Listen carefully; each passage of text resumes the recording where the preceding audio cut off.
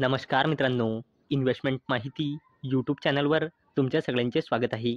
तर मित्रांनो, आजच्या व्हिडिओमध्ये आपण टोटल 15 अशा स्टॉक्सबद्दल बोलणार आहोत, ज्यामध्ये 10% पेक्षाही कमी पब्लिकची होल्डिंग आहे आणि उरलेली 90% पेक्षाही जास्तीची हिस्सेदारी प्रमोटर्स, एफ-आयज आणि डी-आयज जवळ आहे. तर चला व्हिडिओ स्टार्ट करूया.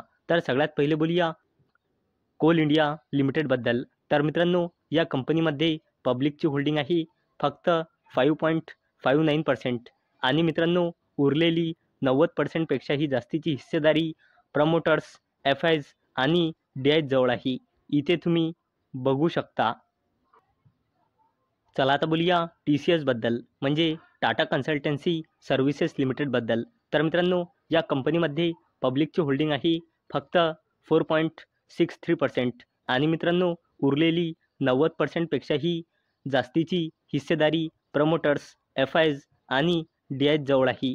प्रमोटर्सची होल्डिंग आहे 71.77%, एफ-आयजची होल्डिंग आहे 12.68% आणि डी-आयजची होल्डिंग आहे 10.86%. चला आता बोलूया हुंडई मोटर इंडिया लिमिटेडबद्दल. तर मित्रांनो, या कंपनीमध्ये पब्लिकची होल्डिंग आहे फक्त 3.67% आणि मित्रांनो उरलेली 90% पेक्षाही जास्तीची हिस्सेदारी प्रमोटर्स, एफ-आयज आणि डी-आयज जवळ आहे. तुम्ही ते बघू शकता. प्रमोटर्स जवळ 82.50% हिस्सेदारी आहे, एफ-आयज जवळ 6.70% हिस्सेदारी आहे आणि डी-आयज जवळ 7.13% हिस्सेदारी आहे. चला आता बोलूया डिफेन्स सेक्टरच्या जबरदस्त कंपनीबद्दल, जिचे नाव आहे हिंदुस्तान एरोनॉटिक्स लिमिटेड.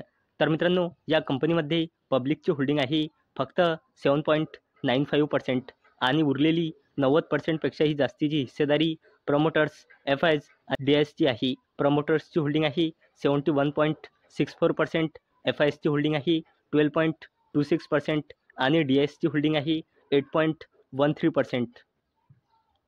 चला आता बोलूया आदित्य बिर्ला सन लाईफ ॲसेट मॅनेजमेंट कंपनीबद्दल. तर मित्रांनो, या कंपनीमध्ये पब्लिकची होल्डिंग आहे फक्त 8.52% आणि उरलेली 90% पेक्षाही जास्तीची हिस्सेदारी प्रमोटर्स, एफ-आयज आणि डी-आयज जवळ आहे. प्रमोटर्सची होल्डिंग आहे 74.90%, एफ-आयजची होल्डिंग आहे 5.04% आणि डी-आयजची होल्डिंग आहे 11.51%.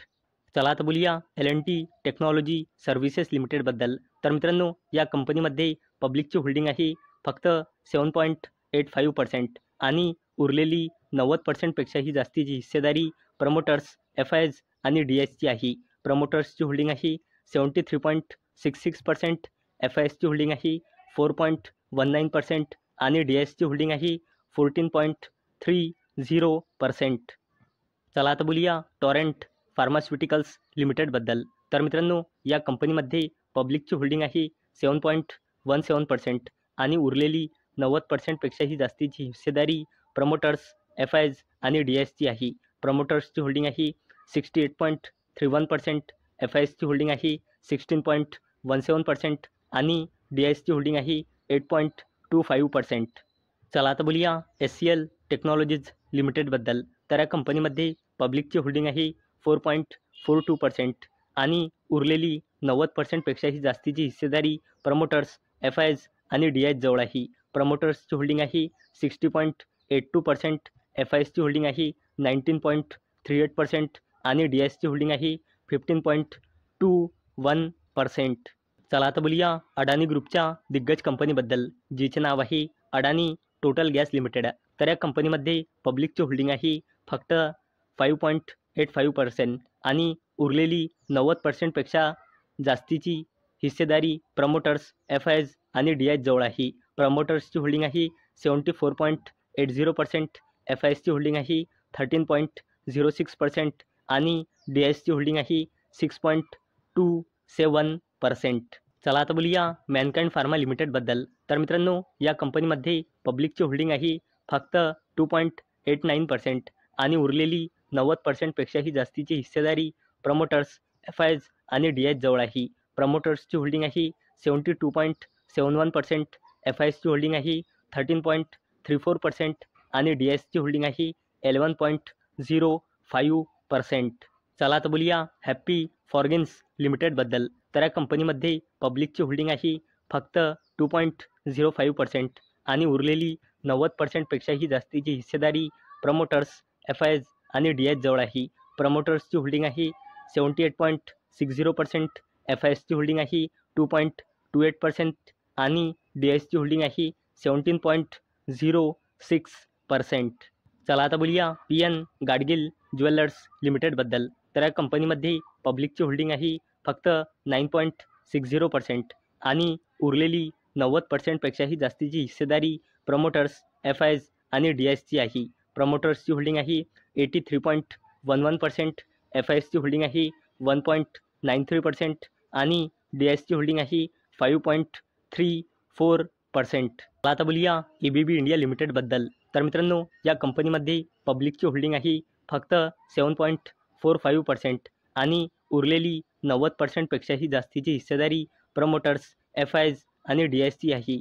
प्रमोटर्सची होल्डिंग आहे 75%, एफ-आयजची आहे 11.85% आणि डी-आयजची आहे 5.70%.